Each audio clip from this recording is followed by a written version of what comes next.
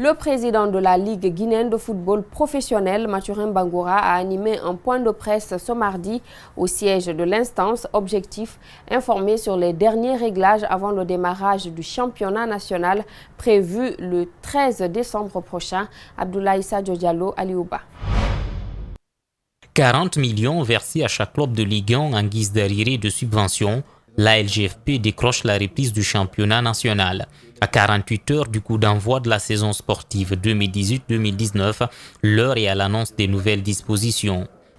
Nous avons dit, nous du bureau exécutif, aux différents présidents des clubs, d'accepter qu'on soit autour de la table et que l'on discute.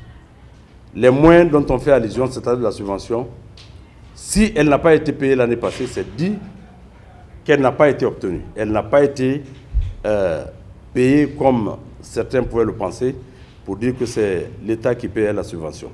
Alors, ayant pris le taureau par les cornes, nous nous sommes rapidement mis à la tâche, c'est-à-dire à la recherche des moyens qui pourraient nous permettre de lancer le championnat. Et ce que nous avons fait. Cette saison aussi, la Ligue ne compte pas sur l'appui de l'État pour faire face à ces questions économiques. Et malgré que l'instance n'a pas encore fini d'éponger ces milliards de dettes de la saison passée, Mathurin rassure que le championnat ne connaîtra aucune perturbation. Je m'engage, comme je l'avais fait devant le président du club, devant la presse, qu'on n'arrêtera pas le championnat pour faute de paiement. Pour cette nouvelle saison, la subvention pour chaque club de Ligue 1 est fixée à 120 millions de francs guinéens et 90 millions pour la Ligue 2. Autre nouveauté, chaque équipe est libre de recevoir ses matchs à domicile. Cette année, la sécurité sera renforcée. La LGFP dit avoir obtenu des sponsors pour le prochain exercice, mais aucun nom n'est encore officiel.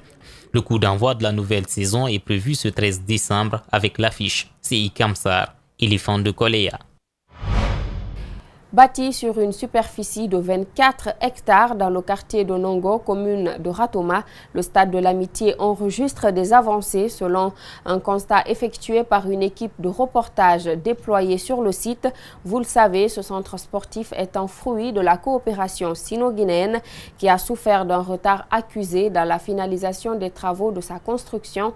Environ 300 toilettes publiques sont disponibles avec des vestiaires qui sont en cours d'équipement. La direction du stade évalue l'exécution des travaux à hauteur de 80%. C'est un reportage grand format signé Makiso, Alseni Kamara, Abou Korea Koroma. Ici, nous sommes au stade de Nongo, dont les travaux de construction ont débuté en 2007.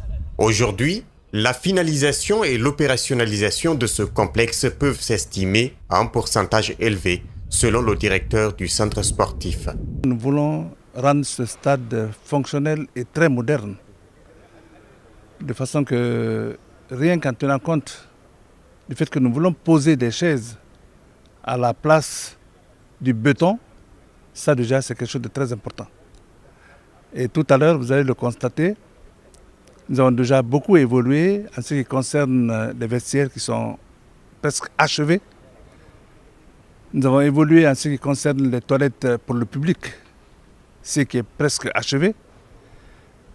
Les toilettes pour les officiels et autres, ça c'est déjà acquis. Et je pense que donc vous le calculez en termes de pourcentage, ce sera très difficile. Mais si nous faisons une petite évaluation, on peut dire qu'on est au moins à 85%.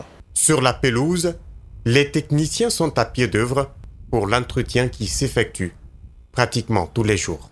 Un stade de football, c'est d'abord la pelouse. Et cette pelouse que vous voyez, il y a un entretien rigoureux dessus. Nous veillons dessus. Et je pense que si, de ce côté-là, les jeunes peuvent jouer dessus, ça c'est déjà un acquis. Actuellement, ça fait plus de 10 jours que le Orea vient s'entraîner ici. Nous sommes en train de tester la pelouse pour voir ce que ça peut donner. Le stade de Nongo est un complexe multidisciplinaire qui reçoit des compétitions de haut niveau, a indiqué notre guide. C'est un stade de 24 hectares. Je pense qu'avec 50 places, c'est bon pour les Guinéens. Parce que le stade du 28 septembre, je pense que c'est un stade d'à peu près 15 à 20 000 places. Les ingénieurs qui sont sur les travaux ont bien voulu adapter une certaine commodité aux vestiaires avec des équipements de massage. Cette salle consiste à préparer, disons, médicalement le sportif qui est prêt à répondre sur le terrain. On fait ici le massage avant effort après effort. Avant qu'ils ne fournissent l'effort, ils viennent ici d'abord, on s'assure exactement de leur état physique au niveau des muscles, comment ils vont répondre très bien. L'infrastructure regorge en son sein une salle où se pratiquent quasiment tous les sports. Des jeunes étudiants, filles comme garçons, viennent ici pour des séances d'entraînement. C'est une salle pour permettre à des personnes de tout âge de venir y faire de la musculation. Que ce soit des femmes, que ce soit des filles, que ce soit des hommes, à tout âge.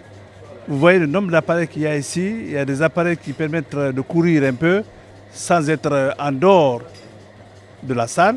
Il y a des vélos. Il y a tout type d'appareils dans cette salle qui permet aux gens de venir s'y entraîner. Et comme vous le voyez, les sportifs aussi, quand c'est le moment pour les sportifs, en ce moment, eux, ils viennent et ils font des entraînements spécifiques qui concernent les sportifs, tels que les footballeurs. La finalisation de ce complexe dépend de la durée d'exécution des travaux mentionnés dans le cahier de charge du contrat entre l'État guinéen et l'homme d'affaires Antonio Soare, également président de la Fédération guinéenne de football. Voilà, c'est la fin de cette édition d'information. À tous, merci de l'avoir suivi. Merci également à toute l'équipe technique. L'actualité se poursuit sur Espace TV.